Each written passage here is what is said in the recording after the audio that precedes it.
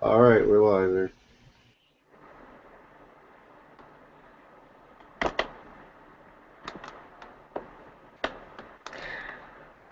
Well, all right there. Good evening for anybody that's watching. We're having a small late start, but I think we're ready to go now.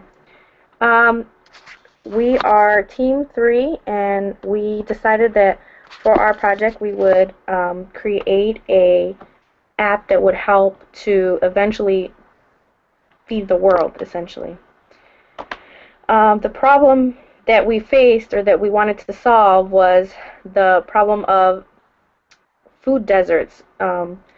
According to the USDA and to the Food Trust website, assessing healthy food is still a challenge for many families, especially those that are living in low-income neighborhoods, communities of color, and rural areas.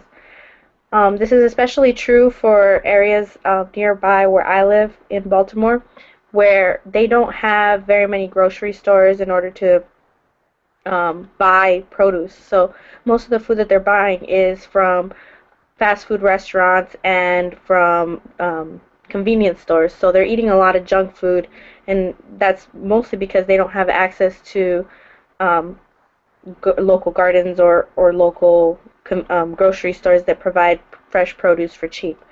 Access to healthy food continues to be a critical factor for improving both physical and economic well-being of communities, and also increases in obesity and diet-related diseases are major health problems. These problems are worse in some areas of the U.S. Because affordable food is not available. So, in response to that, there's been various organizations that have started trying to push for more fresh produce and fresh living. There's farmers markets, community gardens.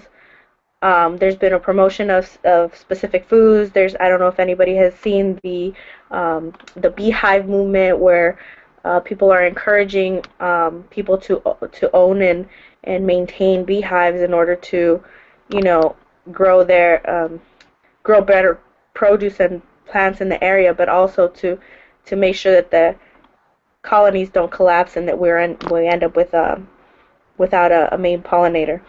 Also, there's local food production and promotion, youth agriculture, and culinary training programs, as well as many other things that have been implemented in a variety of settings, both urban and rural.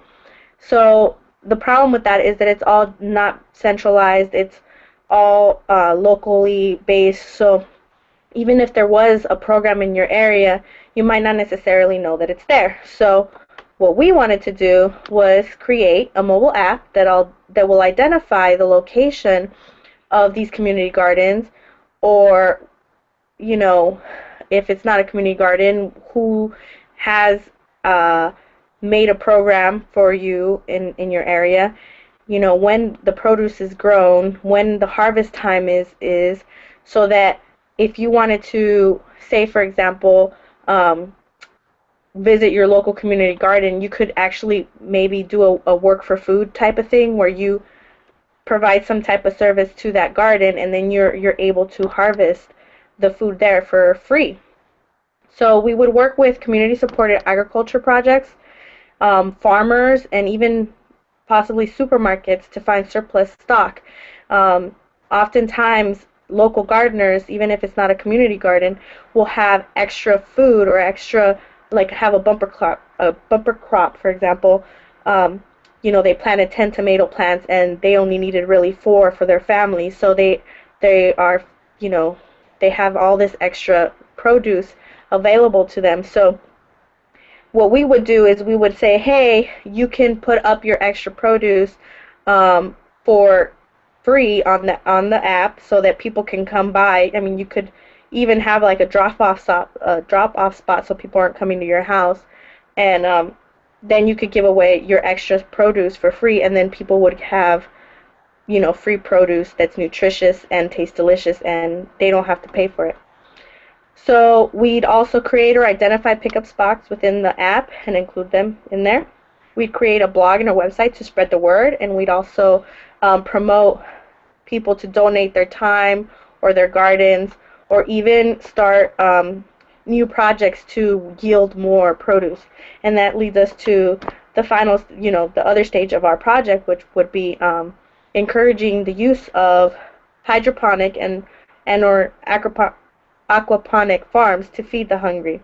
Um, the reason for this is because hydroponic farming yields a higher content of produce per square foot. So it has a lot of benefits. It's less pests, less need for watering, less water that you need to use, and it's overall, it's gardening of the future, if you will.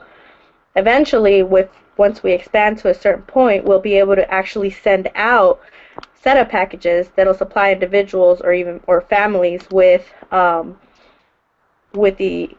the setup for, if you can see right there is a picture of one of the setups for a hydroponic garden. So by doing that, we'd not only encourage people to eat fresh, but we'd also encourage them to share what we're giving them for free with other people in their area. They have extra food of, extra tomatoes, extra celery, or whatever it is that they're growing. They could share that with other people. We would also, or could also, send out community garden kits, so that if a group of people decided they wanted to plant a community garden and they wanted to do a hydroponic garden, we'd also could send them out a bigger kit for more people, more families. And that's pretty much the gist of what our plan is. You can look at the PowerPoint there for all the references that we have. If there's any questions, you guys can, I think there should be a way you guys can post them in the comments or anything like that. I'll give you guys maybe a minute if there's any questions.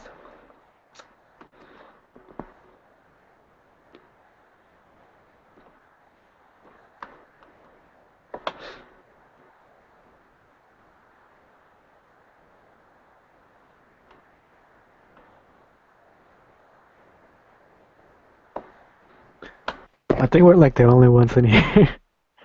Is there only 3 people watching? Is that only us? Yeah.